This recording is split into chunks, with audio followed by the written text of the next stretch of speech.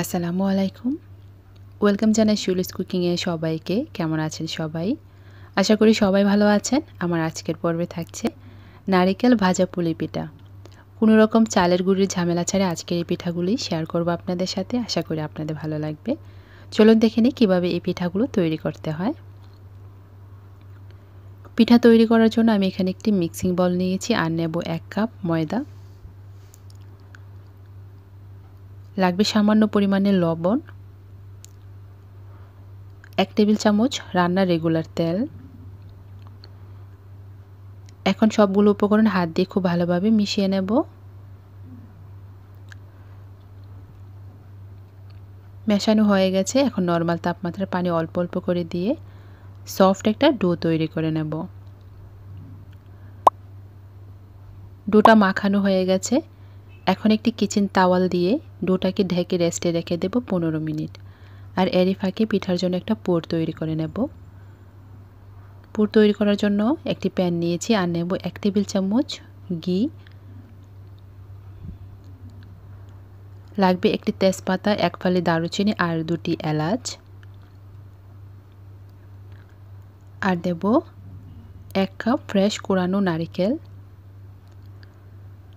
Half cup খেজুরের গুড়। আমি এখানে গুড় নিয়েছি, আপনারা চাইলে গুড়ের পরিবর্তে চিনিটাও ব্যবহার করতে পারবেন। সামান্য পরিমাণে লবণ দিয়ে দেব। এখন একটু নেড়ে ছেড়ে মিশিয়ে নেব। আর এই প্যানটাকে সরাসরি চুলায় বসিয়ে দেব। আর লাগবে 1/4 কাপ গুঁড়া দুধ। এখন এই সবগুলো উপকরণ নেড়ে ছেড়ে মিশিয়ে নেব। চুলার জালটাকে লয়ে রেখে মেশানো হয়ে গেছে। এখন চুলার জালটাকে মিডিয়ামে রেখে নারিকেলের পুরটাকে খুব ভালোভাবে রান্না করে নেব। নারিকেলের পুরটা রান্না করা হয়ে গেছে, একটি বাটিতে নিয়ে নিয়েছি। নারিকেলের পুরটাকে সম্পূর্ণ ঠান্ডা করে নেব আর গরম মশলাগুলো তুলে ফেলে দেব। এখন এক সাইডে রেখে দেব আর ডোটাকে আবারও কিছুক্ষণ হাত দিয়ে মাখিয়ে নেব। পিঠা তৈরি করার জন্য খুব সফট করে ডো তৈরি করে নিতে হবে। আমি ছোট ছোট করে লেচি কেটে নিয়েছি শুকনো ময়দা দিয়ে। পাতলা পাতলা করে রুটি বেলে নেব। রুটিটা বেলা হয়ে গেছে। এখন নারিকেলের পুর দিয়ে দেব রুটির এক পাশে।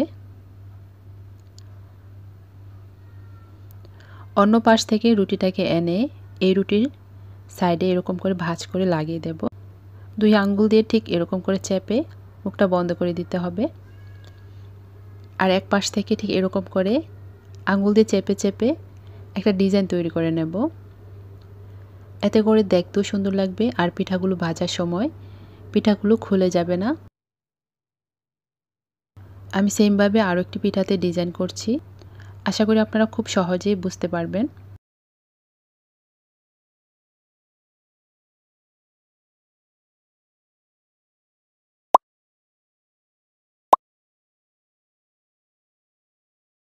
পিঠাটা তৈরি করা হয়ে গেছে। একইভাবে আমি সবগুলো পিঠা তৈরি করে নেব। পিঠাগুলো তৈরি করা হয়ে গেছে। এখন এই পিঠাগুলো ভেজে নিতে হবে। পিঠা ভাজার জন্য চুলা অন করে চুলায় প্যান বসিয়ে মিডিয়াম আঁচে তেল গরম করে নিয়েছি। এখন এই পিঠাগুলো একে একে প্যানের মধ্যে দিয়ে দেব।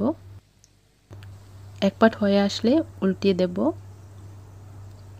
চুলার জালটাকে মিডিয়ামে রেখে এই পিঠাগুলো ভাজতে হবে। এতে করে খুব ক্রিস্পি হবে পিঠার উপরটা। পিঠাগুলো ভাজা হয়ে গেছে। এখন একটি স্ট্যানার দিয়ে তেল ছড়িয়ে তুলে নেব। ঘরে থাকা অল্প কিছু উপকরণ দিয়ে আজকের এই রেসিপিটা শেয়ার করেছি আপনাদের সাথে। রেসিপিটা ফলো করলে যে কেউ পারবেন খুব সহজে এই পিঠাটা বাসায় তৈরি করে নিতে।